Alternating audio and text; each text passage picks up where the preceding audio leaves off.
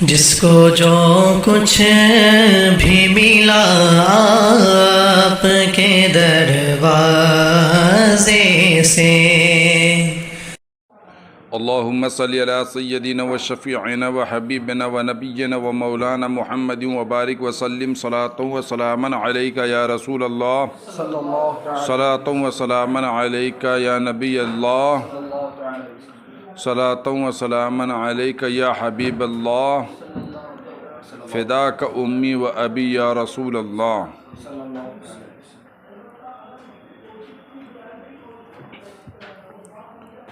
حدثنا ابو نعیم قال حدثنا سفیان عن ابی اسحاق عن سلیمان بن سرد قال قال النبی صلی اللہ تعالی علیہ وسلم یوم الاحزاب نغزوہم ولا یغزوننا۔ سلیمان بن سرد رضی اللہ تعالی عنہ سے مروی ہے کہ نبی اکرم صلی اللہ تعالی علیہ وسلم نے احزاب کے دن یعنی خندق کے دن ارشاد فرمایا، نغزوہم، اب ہم ان پر حملہ آور ہوں گے، ولا یغزوننا، اور وہ لوگ ہم پر حملہ آور نہیں ہو سکیں گے۔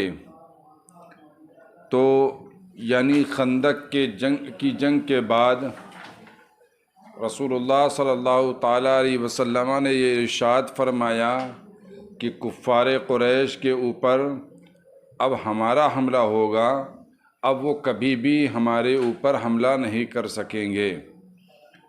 اور یہی ہوا بھی کہ پھر اس کے بعد کبھی بھی کفار مکہ حملہ نہیں کر سکے۔ تو یہ نبی اکرم صلی اللہ تعالیٰ علیہ وسلم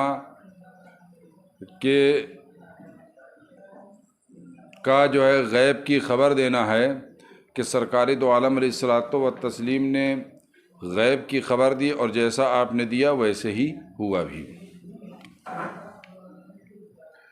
حدثنی عبداللہ ابن محمد قال حدثنا یحییٰ ابن آدم، عبداللہ بن محمد نے مجھ سے حدیث بیان کیا، وہ کہتے ہیں کہ یحییٰ بن آدم نے ہم سے حدیث بیان کیا، انہوں نے کہا حدثنا اسرائیل نے ہم سے حدیث بیان کیا، انہوں نے کہا سمیعت ابا اسحاق، میں نے ابو اسحاق سے سنا، یقول کہتے ہوئے سمیعت سلیمان بن سرد، میں نے سلیمان بن سرد سے سنا، یقول کہتے ہوئے سمیعت النبی صلی اللہ تعالیٰ علیہ وسلم یقول، میں نے نبی اکرم صلی اللہ تعالیٰ علیہ وسلم کو فرماتے ہوئے سنا، حینا اجل الاحزاب عنہ، جس وقت اللہ نے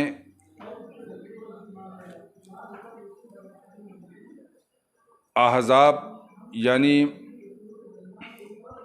کفار کے لشکر کو وہاں سے جلا وطن کر دیا، الآن نغزوہم، اب ہم ان پر حملہ آور ہوں گے، ولا یغزوننا، اور وہ ہمارے اوپر حملہ نہ کر سکیں گے، نحن نسیر الیہم، ہم ان کی طرف چل کر جائیں گے۔ حدثنا اسحاق قال حدثنا روح قال حدثنا ہشام عن محمد عن عبیدۃ عن علی عن النبی صلی اللہ تعالیٰ علیہ وسلم، حضرت علی رضی اللہ تعالیٰ عنہ سے یہ حدیث مروی ہے، وہ نبی اکرم صلی اللہ تعالیٰ علیہ وسلم سے روایت کرتے ہیں، انہو قال یوم الخندق، کہ رسول اللہ صلی اللہ تعالیٰ علیہ وسلم نے خندق کے دن ارشاد فرمایا، ملأ اللہ علیہم بیوتہم وقبورہم نارا، اللہ تبارک تعالیٰ نے ان کے گھر اور قبروں کو آگ سے بھر دے، کما شغلونا عن الصلاۃ الوسطی حتی غابت الشمس، جیسے کہ ان لوگوں نے ہمیں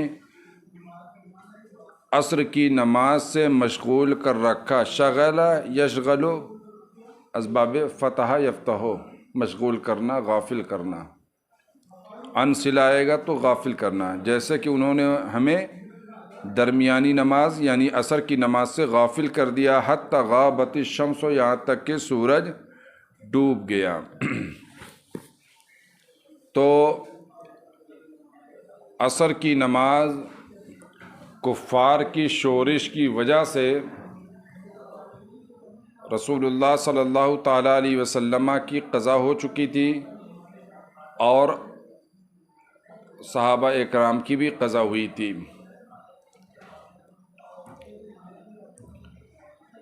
تو اس سلسلے میں ایک بات یہ ہے کہ صلاۃ الخوف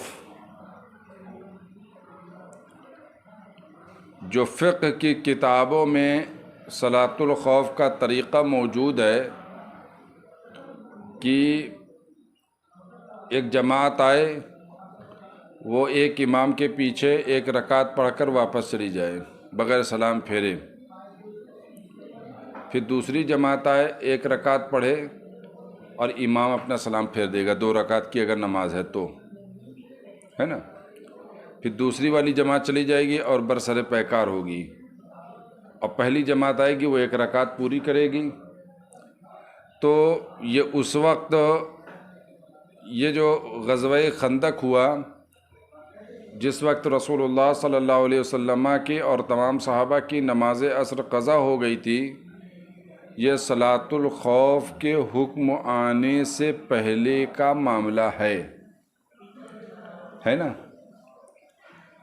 تو یہ اعتراض نہیں ہو سکتا کہ رسول اللہ صلی اللہ تعالیٰ علیہ وسلم نے یا صحابہ نے صلاۃ الخوف کیوں نہیں ادا کیا، ہے نا، جو اس کا طریقہ بتایا گیا ہے۔ تو اس کی وجہ یہ تھی کہ اس وقت جو ہے صلاۃ الخوف کا حکم نہیں آیا تھا۔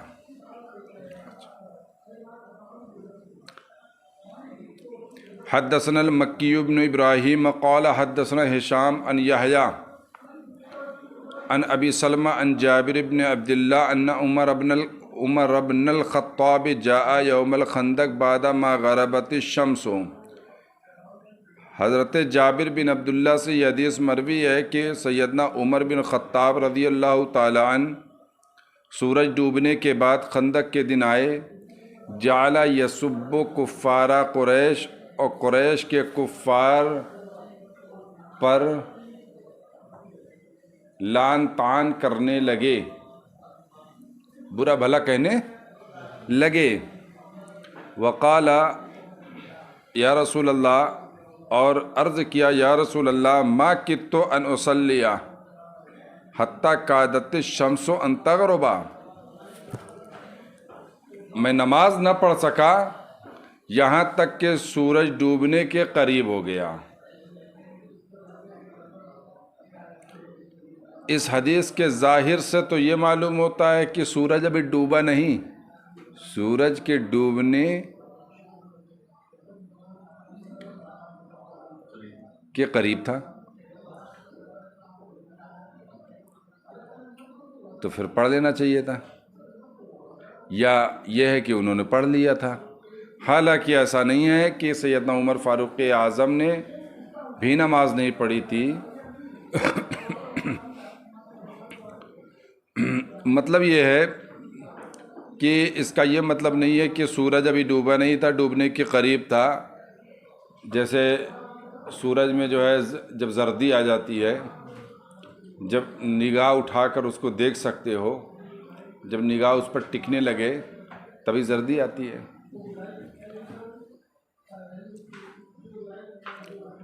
تو سورج ڈوبنے کے قریب ہو گیا کہ مطلب یہ ہے کہ اب جو ہے عصر کا وقت ختم ہو چکا ہے، بالکل مغرب کا وقت آ چکا ہے، قریب قریب ہے۔ تو قال نبی صلی اللہ تعالیٰ علیہ وسلم انا واللہ ما صلیتها، تو نبی اکرم صلی اللہ تعالیٰ علیہ وسلم نے فرمایا خدا کی قسم میں نے بھی نماز نہیں پڑھی۔ فنزلنا مع النبی صلی اللہ علیہ وسلم بطحانا، تو ہم نبی اکرم صلی اللہ تعالیٰ علیہ وسلم کے ساتھ مقام بطحان میں اترے، وادی بطحان میں اترے، ایک وادی ہے مدینہ شریف کی۔ فتوضأ للصلاۃ، تو آپ نے نماز کے لیے وضو کیا۔ وَتَوَضَّأْنَا لَهَا، اور ہم نے بھی نماز کے لیے وضو کیا، فَصَلَّى الْعَصْرَ بَعْدَ مَا غَرَبَتِ الشَّمْسُ، سورج ڈوبنے کے بعد عصر کی نماز پڑھی، ثُمَّ صَلَّى بَعْدَهَا الْمَغْرِبَ، پھر اس کے بعد مغرب کی نماز پڑھی۔ اس حدیث سے یہ بھی معلوم ہوا کہ اگر کوئی شخص صاحب ترتیب ہے، صاحب ترتیب کس کو کہتے ہیں؟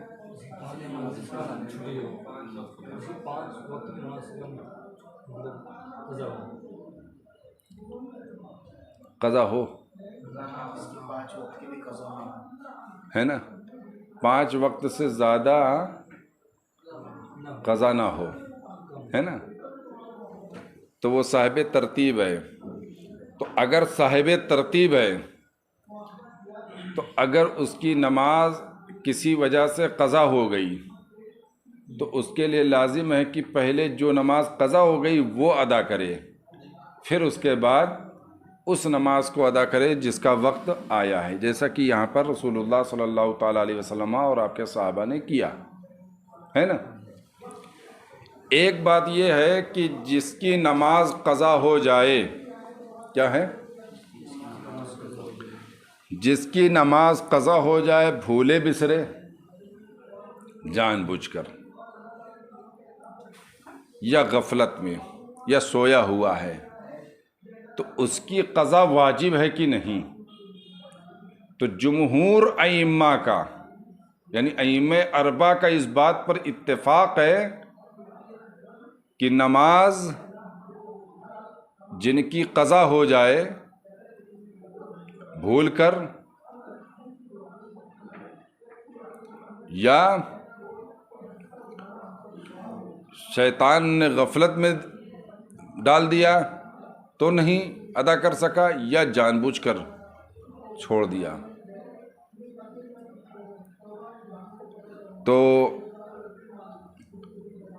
تو تمام ائمہ اربعہ کا، سارے ائمہ اربعہ کا یہ اس بات پر اتفاق ہے کہ ان کی قضا کرنا واجب ہے۔ کیا ہے؟ قضا کرنا واجب ہے۔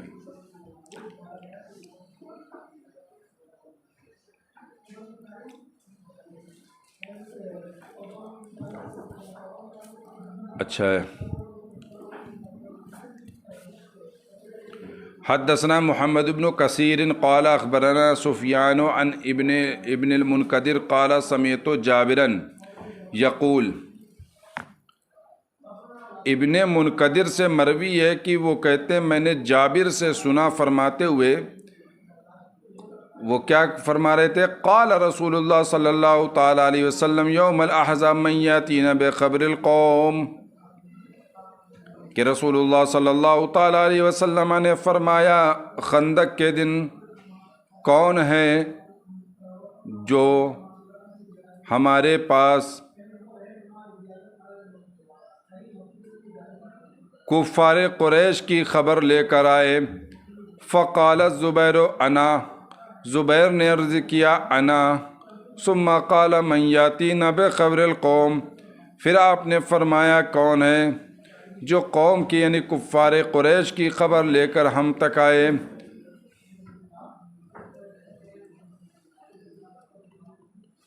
فقال الزبیر، تو حضرت زبیر نے کہا انا، ثم قال من یاتینا بخبر القوم، کون ہے جو قوم کی خبر لے کر ہمارے پاس آئے؟ فقال الزبیر انا، تو حضرت زبیر نے عرض کیا تیسری مرتبہ بھی انا یا رسول اللہ۔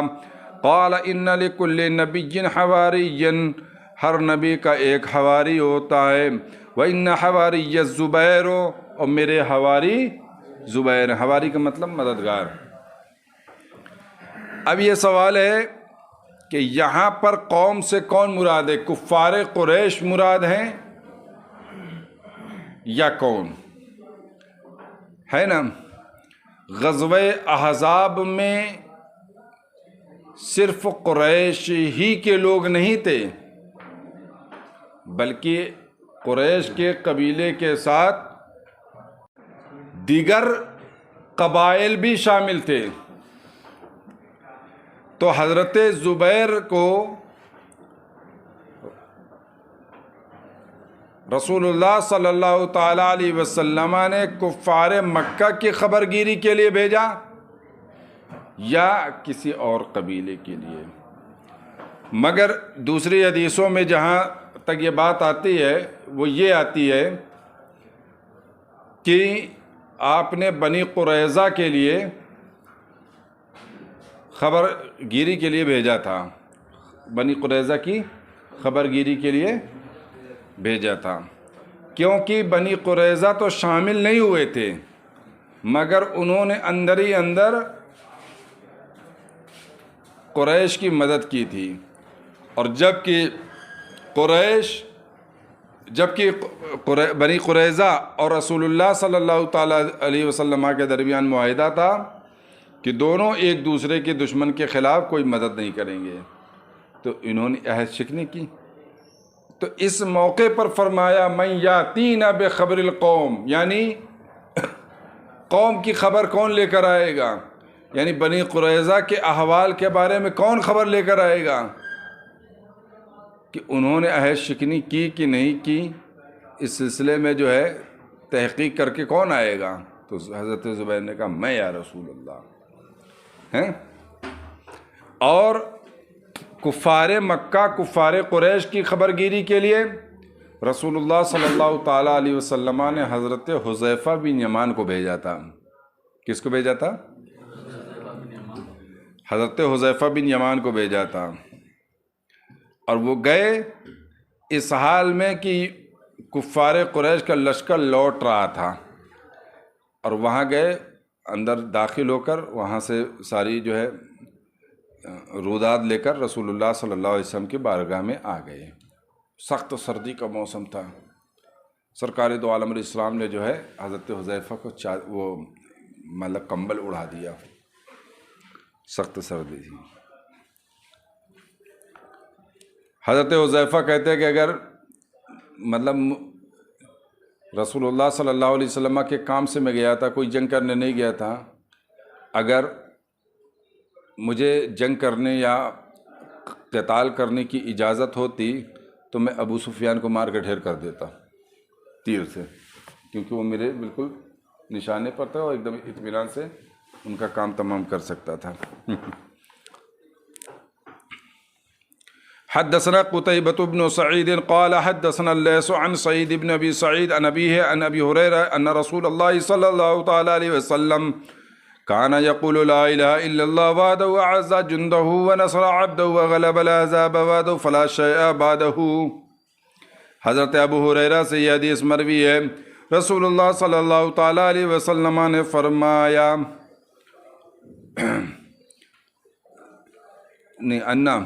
رسول اللہ صلی اللہ تعالیٰ علیہ وسلم لا الہ الا اللہ وحدہ فرمایا کرتے تھے کہ صرف اللہ ہی معبود ہے، اس کے سوا کوئی معبود نہیں۔ اعز جندہ، جس نے اپنے لشکر کو عزت بخشی، غلبہ عطا کیا، ونصر عبدہ، اور اپنے بندے کی مدد فرمائی، وغلب الاحزاب وحدہ، اور اکیلے جو ہے احزاب پر غالب آ گیا۔ فلا شیء بعدہ، تو اللہ کے بعد کوئی چیز نہیں۔ یعنی اس کا مطلب یہ ہوا کہ ہر چیز فنا ہو جائے گی، باقی رہنے والی ذات صرف اللہ کی ہے۔ اچھا، ایک معنی تو یہ، مگر یہ معنی بعید ہے، اللہ کے بعد کوئی چیز نہیں۔ اللہ کے بعد کیا ہے نا، بعدہو میں ضمیر کا مرجع کلمہ جلالت کی جانب لوٹانے سے بہتر ہے کہ جس غزوے کی بات چل رہی ہے اس غزوے کی جانب لوٹائی جائے اور کہا جائے کہ یوں کہ اس موقع کے بعد کوئی شے نہیں، کچھ نہیں، کوئی خوف نہیں ہوگا، یعنی اس موقع کے بعد اب کوئی خوف نہیں ہوگا، یا اس موقع کے بعد کوئی موقع نہیں آئے گا ان کو کہ وہ ہم پر حملہ کر سکیں گے، ہے نا۔ تو فلا شیء بعدہ میں دو توجیہ ہو سکتی ہے۔ حدثنا محمد قال حدثنا الفزاري وعبدة عن اسماعيل بن ابي خالد قال سمعت عبد الله ابن ابی اوفا یقول، اسماعیل بن ابی خالد کہتے ہیں کہ میں نے عبداللہ بن ابی اوفا کو فرماتے ہوئے سنا، دعا رسول اللہ صلی اللہ علیہ وسلم علی الاحزاب، رسول اللہ صلی اللہ تعالیٰ علیہ وسلم نے احزاب کے خلاف دعا فرمائی۔ فقال اللہم منزل الکتب سریع الحساب، اے کتابوں کو نازل کرنے والے، جلد حساب لینے والے، اللہ احزم الاحزاب، احزاب کو شکست عطا فرما، اللہم احزمہم، اے اللہ انہیں شکست عطا فرما، وزلزلہم، اور انہیں متزلزل کر دے۔ چنانچہ رسول اللہ صلی اللہ تعالیٰ علیہ وسلم کی دعا قبول ہوئی، اور اللہ رب العزت نے جو ہے ہوا اور فرشتوں کو بھیجا۔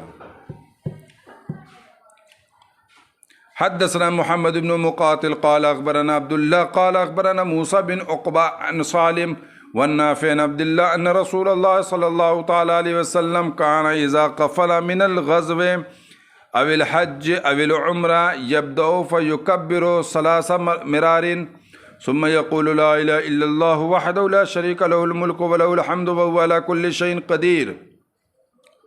حضرت عبداللہ ابن عمر سے یہ حدیث مروی ہے کہ رسول اللہ صلی اللہ تعالیٰ علیہ وسلم جب جنگ سے یا حج سے یا عمرہ سے لوٹتے، یبدو تو آپ شروع کرتے تو 3 مرتبہ تکبیر کہتے، پھر کہتے لا الہ الا اللہ وحدہ لا شریک لہ لہ الملک ولہ الحمد وہو علی کل شیء قدیر، یہاں تک کہتے۔ آئبون تائبون عابدون، قرآن کی آیت ہے یہ، آئبون یعنی لوٹنے والے، تائبون توبہ کرنے والے، عابدون عبادت کرنے والے، ساجدون لربنا اپنے رب کی بارگاہ میں سجدہ کرنے والے، حامدون حمد کرنے والے، صدق اللہ وعدہ اللہ نے اپنا وعدہ سچ کر دکھایا، ونصر عبدہ اور اپنے بندے کی مدد فرمائی، وہزم الاحزاب وحدہ اور اکیلے ہی جو ہے احزاب کو شکست عطا کر دی، ہے نا۔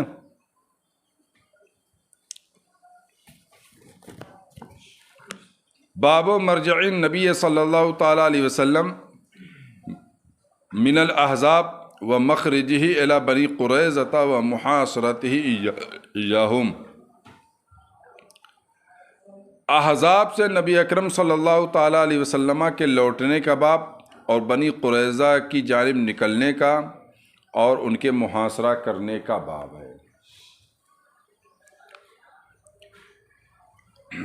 حدثني عبد الله بن ابي شيبة قال حدثنا ابن نمير عن هشام عن ابيه عن عائشة قالت لما رجع النبي صلی اللہ علیہ وسلم من الخندق ووضع السلاح، جب نبی اکرم حضرت عائشہ صدیقہ سے مروی ہے کہ آپ نے فرمایا جب نبی اکرم صلی اللہ علیہ وسلم غزوہ خندق سے واپس آئے اور ہتھیار رکھ دیا یعنی اتار دیا، واغتسل اور آپ نے غسل کیا، اتاہ جبریل تو حضرت جبریل آپ کے پاس حاضر آئے، فقال قد وضعت السلاح، تو انہوں نے عرض کیا کہ آپ نے ہتھیار اتار دیا ہے، واللہ ما قد وضعناہ، خدا کی قسم ہم نے ابھی ہتھیار نہیں اتارا۔ جبریل امی فرما رہے ہیں اخرج الیہم، بنی قریظہ کی جانب نکلیے، قال فإلی أین، کہاں کدھر جانا ہے، قال ہا ہنا، واشار الی بنی قریظہ، اور بنی قریظہ کی جانب اشارہ کیا، فخرج النبی صلی اللہ علیہ وسلم، تو نبی اکرم صلی اللہ تعالیٰ علیہ وسلم ان کی جانب نکلے۔ حدثنا موسیٰ قال حدثنا جریر بن حازم عن حمید بن حلال عن انس قال کأنی انظر الی الغبار ساطعا فی زقاق بنی غنم موکبہ جبریل حین صار رسول اللہ صلی اللہ علیہ وسلم الی قریظہ۔ یہ حدیث مروی ہے حضرت انس سے، تو وہ کہتے ہیں کہ میں اس غبار کی طرف دیکھ رہا تھا جو غبار بنی غنم کی گلیوں میں جبریل امی کے سواری سے اٹھ رہا تھا، جس وقت رسول اللہ صلی اللہ علیہ وسلم بنی قریظہ کی جانب چلے، ہے نا، زقاق جمع ازقہ اور زقاق، زقاق معنی گلی، اور بنی غنم، یہ بنی غنم انصار کا ہی ایک شاخ، انصار کے قبیلہ انصار کے ایک شاخ ہے بنی غنم، ٹھیک ہے۔ اب آپ یہاں پر دیکھیے کہ غزوہ خندق کے موقع سے، یعنی غزوہ خندق سے رسول اللہ صلی اللہ تعالیٰ علیہ وسلم تشریف لائے، آپ نے ہتھیار اٹھا کر غسل فرمایا ہی تھا کہ جبریل امی حاضر آئے، یا رسول اللہ آپ نے ہتھیار اتار دیا ہے، آپ بنی قریظہ کی طرف کوچ کریے۔ تو دوسرے حدیثوں میں آیا کہ رسول اللہ نے فرمایا، اے جبریل میرے غلام تھک چکے ہیں، ابھی دیکھتے نہیں کہ خندق کے موقع پر کس قدر انہوں نے محنت و مشقت کے ساتھ جنگ کی ہے، کئی راتوں جگ کر۔ تو جبریل میں نے عرض کیا، یا رسول اللہ رب کا حکم یہی ہے۔ تو میرے آقا نے فرمایا کہ اگر رب کا حکم ہے جبریل تو چلتے ہیں۔ میرے آقا صلی اللہ تعالیٰ علیہ وسلم نے اپنے غلاموں کو، صحابہ کو حکم دیا، صحابہ نے یہ نہیں کہا یا رسول اللہ ابھی تو ہم آ رہے ہیں، تھوڑا تھک گئے ہیں، فوراً صحابہ اکرام بنی قریظہ کی طرف چل پڑے۔ جبریل امین نے جب یہ معاملہ دیکھا کہ تمام صحابہ خوشی خوشی فوراً رسول اللہ کے حکم پر چل پڑے، تو جبریل امین نے عرض کیا، یا رسول اللہ اللہ تبارک تعالیٰ صرف آپ کے غلاموں کی غلامی دیکھنا چاہتا تھا، بس یہی اللہ دیکھنا چاہتا تھا کہ آپ کے غلام نہ نکر تو نہیں کرتے، آپ کے غلام چل پڑے ہیں، ان کے پہنچنے سے پہلے میں بنی قریظہ کو ہلا کر رکھ دوں گا۔ چنانچہ اسے ہوا بھی۔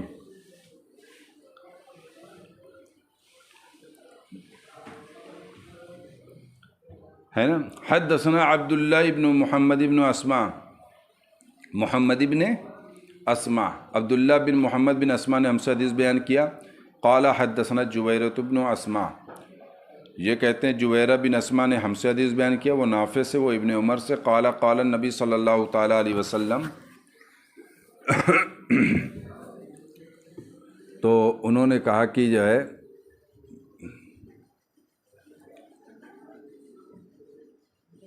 نبی اکرم صلی اللہ تعالیٰ علیہ وسلم نے احزاب کے دن فرمایا، لا یصلین احد العصر، کوئی بھی عصر کی نماز نہ پڑھے گا، الا فی بنی قریظہ، مگر بنی قریظہ میں پہنچ کر، فادرک بعضهم العصر، تو بعض لوگوں نے عصر کی نماز پڑھ لی، فی الطریق، راستے میں، فقال بعضهم، تو بعض لوگوں نے کہا، لا نصلی حتی ناتیہا، تو بعض لوگوں نے کہا کہ ہم نماز نہیں پڑھیں گے یہاں تک کہ بنی قریظہ پہنچ جائیں، وقال بعضهم بل نصلی، بعض لوگوں نے کہا کہ ہم لوگ نماز پڑھیں گے، لم یرد منا ذالک، اور رسول اللہ صلی اللہ تعالیٰ علیہ وسلم نے ہم سے اس کا ارادہ نہیں کیا تھا، یعنی سرکار دو عالم علیہ السلام کے یہ مراد نہیں تھی کہ نماز پڑھنا ہی نہیں چاہے قضا ہو جائے، بلکہ سرکار دو عالم علیہ السلام نے یہ فرمایا تھا کہ بنی قریظہ پہنچ کر نماز پڑھو، یعنی جلدی پہنچو، یہ مقصد نہیں تھا سرکار دو عالم علیہ السلام کے کہ نماز پڑھنا ہی نہیں۔ فذکر ذالک للنبی صلی اللہ علیہ وسلم، تو یہ بات نبی اکرم صلی اللہ تعالیٰ علیہ وسلم کی بارگاہ میں ذکر کی گئی، فلم یعنف واحدا منہم، تو سرکار نے ان میں سے کسی پر بھی جو ہے ملامت نہیں کی۔ تین گروہ ہوئے نا، ایک گروہ تو وہ ہوا جو راستے ہی میں نماز پڑھ لیا تھا، حالانکہ رسول اللہ نے فرمایا تھا کہ بنی قریظہ میں پہنچ کر نماز پڑھو، ایک گروہ وہ تھا جو یہ کہہ رہا تھا کہ ہم بنی قریظہ ہی پہنچ کر نماز پڑھیں گے، اور ایک قریظہ یہ، اور ایک گروہ یہ تھا کہ وہ کہہ رہا ہے کہ ہم پڑھ لیں گے، ہیں خواہ جو ہے پہنچیں کہ نہ پہنچیں ہم نماز قضا نہیں ہونے دیں گے، ہے نا۔ تو سرکار دو عالم علیہ الصلوۃ والتسلیم نے کسی کو جو ہے کسی پر بھی ملامت نہیں فرمائی۔ اب اس حدیث پاک میں یہ بھی ہے کہ دیکھیے اجتہاد جائز ہے، ہے نا. یہاں پر 3 گروہ ہوا تھا نا. کتنے گروہ ہوئے تھے؟ 3 گروہ ہوا تھا.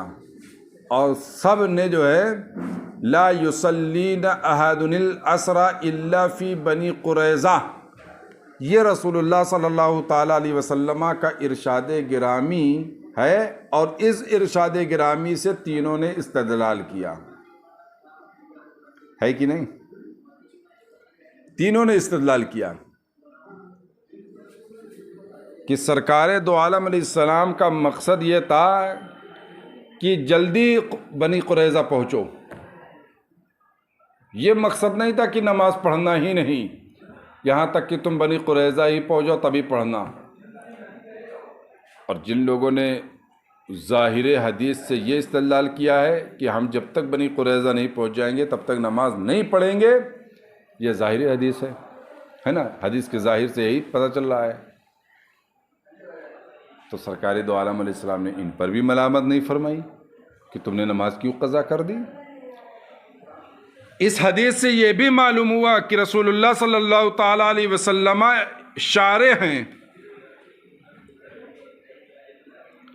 شارع ہیں. آپ نے فرمایا تھا کہ کوئی عصر کی نماز نہیں پڑھے گا الا فی بنی قریظہ، مگر بنی قریظہ میں پہنچ کر. تو اس کا مطلب یہ ہے کہ عصر کی نماز اس دن ظاہر، اس حدیث کے ظاہر سے تو یہ معلوم ہوا عصر کی نماز اس دن بنی قریظہ میں پہنچ کر ہی مشروع. جن لوگوں نے کہا لا نصلی حتی ناتیہا، یعنی ہم نماز نہیں پڑھیں گے یہاں تک کہ بنی قریظہ پہنچ جائیں، تو انہوں نے اس حدیث کے ظاہر سے یہ استدلال کیا ہے کہ آج عصر کی نماز جو ہے بنی قریظہ ہی میں مشروع ہے، اس سے پہلے نہیں ہے نا. اس سے یہ بھی معلوم ہوا کہ حدیث کے ظاہر سے اگر استدلال کیا جائے نا تو اس پر ملامت نہیں کی جائے گی. اور اس سے یہ بھی معلوم ہوا کہ اجتہاد خود رسول اللہ صلی اللہ تعالیٰ علیہ وسلم کے زمانے میں بھی جاری تھا. یہ بات کی پیداوار نہیں ہے بلکہ خود سرکار دو عالم علیہ السلام کی حیات مبارکہ میں ہوا. سمجھ میں آئی بات؟ ایک حدیث اور دیکھ لیجئے. حدثنا ابن ابی الاسود قال حدثنا معتمر طویل السند وحدثنی خلیفہ قال حدثنا معتمر قال سمعت ابی عن انس، حضرت انس سے مروی ہے، قال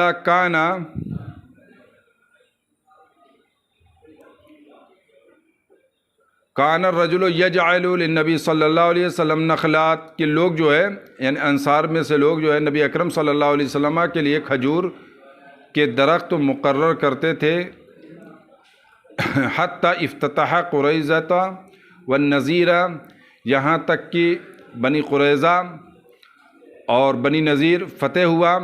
وَإِنَّ أَهْلِ أَمَرُونِي أَنْ آتِيَ النَّبِي صلی اللہ تعالیٰ علیہ وسلم، میرے گھر والوں نے مجھے حکم دیا کہ میں نبی اکرم صلی اللہ تعالیٰ علیہ وسلم کے پاس آؤں. فَأَسْأَلُهُ الَّذِينَ كَانُوا عَاتُوهُ أَوْ بَعْضَهُ، تو میں آپ سے وہ سوال کروں جو ان لوگوں نے آپ کو دیا تھا یا اس کے بعض کا سوال کروں. وَكَانَ النَّبِي صلی اللہ تعالیٰ علیہ وسلم قَدْ آتَاهُ، اور نبی کریم صلی اللہ تعالیٰ علیہ وسلم نے اسے ام ایمن کو عطا کر دیا تھا. قد آتاہ ام ایمنہ، ام ایمن کو عطا کر دیا تھا. ام ایمن کون ہیں؟ اسامہ بن زید کی والدہ ہیں. کون ہیں؟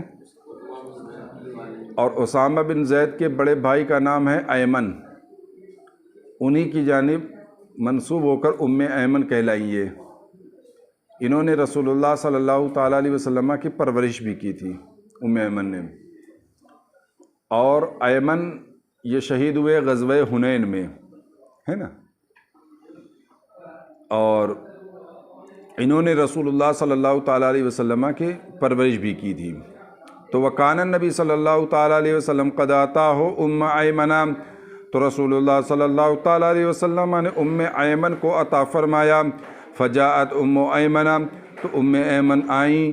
فجعلت الصوب فی عنقی، تو تو کپڑے کو میرے گردن میں ڈال دی. کیا کر دی؟ جیسے غصے میں نہیں ڈالا جاتا، کوئی کسی پہ ناراض ہوتا ہے تو ڈال کے کہتا اب میں بتاؤں گا. تو یہ حضرت انس کھجور کے درخت کا سوال کرنے کے لیے حاضر ہوئے تھے، ہے نا. تو ایمن نے ان کی گردن میں ڈال دیا کپڑا. تقول، فرمانے لگی، کلا، ہرگز نہیں، والذی لا الہ الا ہو لا یعطیکہم،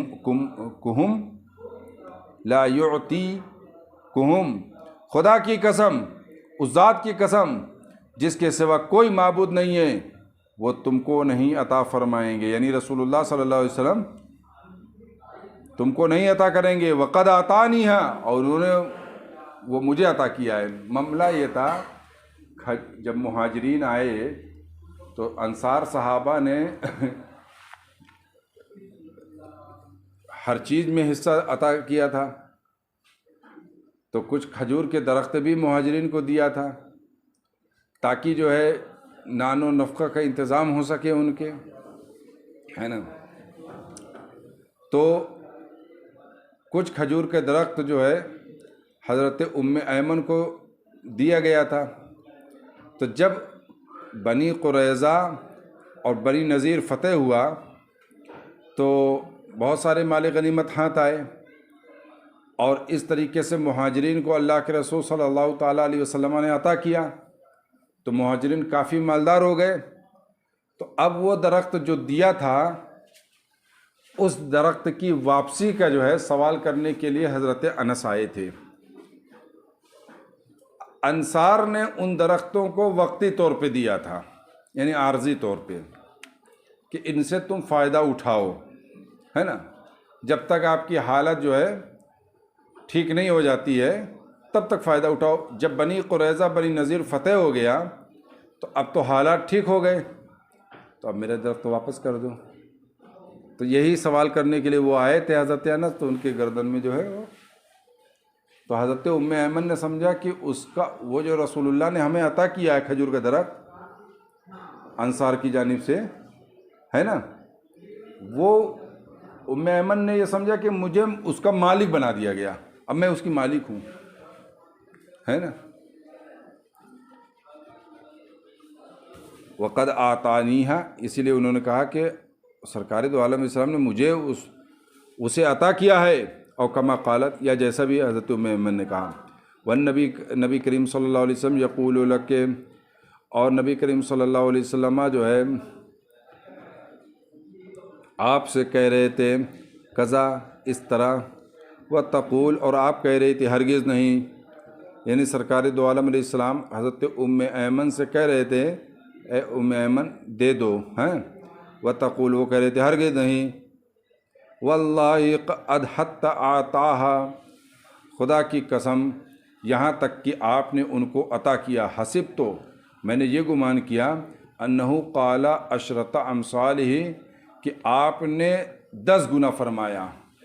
یعنی مطلب یہ ہے رسول اللہ صلی اللہ تعالیٰ علیہ وسلم ام ایمن سے ایسا کہتے رہے، اے ام ایمن وہ واپس کر دو، اس کے بدلے میں دگنا لے لو. ام ایمن نے کہا ہرگز نہیں. پھر کہا تگنا لے لو، کہا ہرگز نہیں. کہا چوگنا لے لو، 5 گنا لے لو، یہاں تک کہ 10 گنا فرمایا. تو ام ایمن راضی ہو گئی، ہے نا.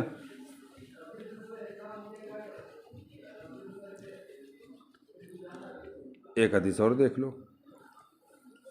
حدثني محمد بن بشار قال حدثنا غندر قال حدثنا شعبہ عن سعد قال سمعت ابا امامة قال سمعت ابا سعید الخدری، میں نے ابو سعید خدری سے سنا. یہ کس نے کہا؟ ابو امامہ نے کہا کہ میں نے ابو سعید خدری صحابی رسول کو فرماتے ہوئے سنا، نزل اہل قریظہ علی حکم سعد بن معاذ، اہل قریظہ سعد بن معاذ کے حکم پر قلعے سے نیچے اتر آئے. فارسل النبی صلی اللہ علیہ وسلم الی سعد، تو نبی اکرم صلی اللہ علیہ وسلم نے سعد کے پاس بھیجا. یعنی قاصد بھیجا۔ فَأَتَى عَلَى حِمَارٍ، تو ایک گدھے پر وہ سوار ہو کر آئے۔ فَلَمَّا دَنَا مِنَ الْمَسْجِدِ، تو جب وہ مسجد سے قریب ہوئے، یہ مسجد سے مراد کون سی مسجد ہے؟ مسجد نبوی نہیں ہے، بلکہ بنی قریظہ کا جب محاصرہ رسول اللہ صلی اللہ تعالیٰ علیہ وسلم نے کیا تھا تو اس مقام پر ایک آپ نے جگہ مسجد کے لیے نماز پڑھنے کے لیے خاص فرمایا تھا، تو اس جگہ کے بارے میں کہا۔ وہ مسجد سے جب قریب ہوئے، قال للانصار، انصار سے آپ نے فرمایا، قوموا الی سیدکم او خیرکم، اپنے سردار کی طرف کھڑے ہو جاؤ یا اپنے سے بہتر کی طرف کھڑے ہو جاؤ۔ فقال ہؤلاء نزلوا علی حکمک، تو فرمایا یہ لوگ تمہارے حکم پر نیچے اترے ہیں قلعے سے۔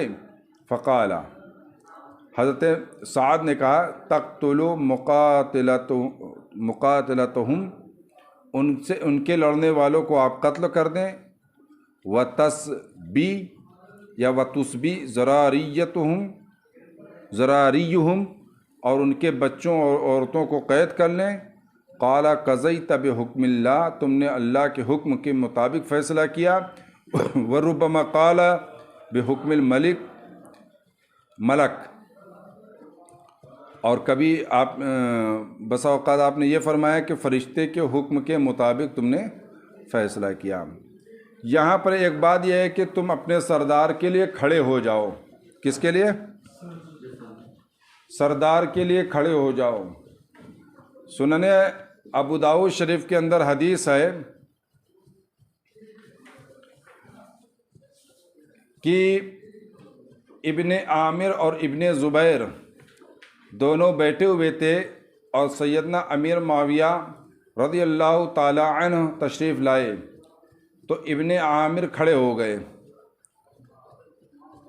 اس وقت حضرت امیر معاویہ نے یہ فرمایا کہ بیٹھے رہیے، کیونکہ میں نے رسول اللہ صلی اللہ تعالیٰ علیہ وسلم سے سنا ہے، من احب ان یمثل لہ الرجال قیاما فلیتبوأ مقعدہ من النار، جس شخص کو یہ پسند ہو کہ اس کے لیے لوگ کھڑے رہیں یا اس کی تعظیم میں لوگ کھڑے ہوں، تو اسے چاہیے کہ اپنا ٹھکانہ جہنم بنا لے۔ یہاں پر اس حدیث میں رسول اللہ صلی اللہ تعالیٰ علیہ وسلم قیام کا حکم دے رہے ہیں، اور وہاں پر سرکار دو عالم علیہ السلام نے فرمایا کہ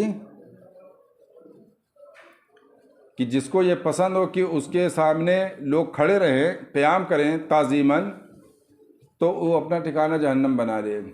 تو ان دونوں حدیثوں میں کوئی تعارض نہیں ہے، کیونکہ یہاں پر حضرت معاذ کی جانب سے قیام کی خواہش نہیں ہوئی تھی، بلکہ رسول اللہ صلی اللہ تعالیٰ علیہ وسلم نے انہیں اپنے سردار کی تعظیم کرنے کا حکم دیا تھا، ہے نا۔ اور اس حدیث کا ظاہر یہی ہے کہ انسان کے اندر اگر یہ خواہش پیدا ہو کہ لوگ میرے لیے کھڑے ہو جائیں میری تعظیم میں، تو اسے چاہیے کہ اپنا ٹھکانہ۔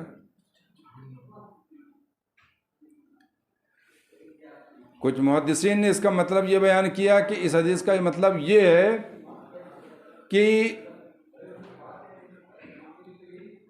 کہ اگر کوئی انسان بیٹھا ہے اور وہ چاہتا ہے کہ میرے ارد گرد کوئی بیٹھے نہیں بلکہ سب کھڑے رہیں، یہاں تک کہ لوگ تھک جائیں، کبھی ایک ٹانگ پر کبھی دوسرے ٹانگ پر، تو اس کے لیے یہ ہے فَلْيَتَبَوَّأْ مَقْعَدَهُ مِنَ النَّارِ، تو وہ اپنا ٹھکانہ جہنم بنا دیں، ہے نا۔ لیکن میرا خیال ہے، جہاں تک میں حدیث کو اپنے ظاہر پر محمول کرنا چاہیے، یعنی ظاہر حدیث سے جو سمجھ میں آئے اسے جو ہے اسی پر عمل کرنا چاہیے۔ جس شخص کو یہ پسند ہو کھڑے ہوں، تو اب اگر میں حاضر ہوں اور مجھے یہ اچھا لگتا ہے کہ آپ لوگ میرے لیے کھڑے ہوں، تو مجھے اپنا ٹھکانہ جہنم بنا لینا چاہیے۔ آپ اپنی مرضی سے کھڑے ہو رہے ہو تعظیماً ادباً، تو آپ کی مرضی ہے، ہماری خواہش تو نہیں ہے نا، تو ہمارے اندر خواہش نہیں ہونی چاہیے، ہے نا۔ اب آج کل دیکھیے مقرر تو ناراض ہو جاتا کہ میرے لیے کھڑے نہیں ہوئے، یا اگر اس میں سے ایک دو لوگ نہیں کھڑے ہوئے تو اس سے تو پھر مخاطب تک نہیں ہوتا، منہ بنائے اسے بیٹھا رہتا ہے کہ ہم کو اعلیٰ حضرت ہم کیوں نہیں سمجھا تم نے، ہے نا۔ اور اس حدیث کی سند، جس حدیث کو میں نے ذکر کیا، من احب ان یمثل لہ الرجال قیاما، حدثنا موسیٰ بن اسماعیل حدثنا حماد عن حبیب بن شہید عن ابی مجلز،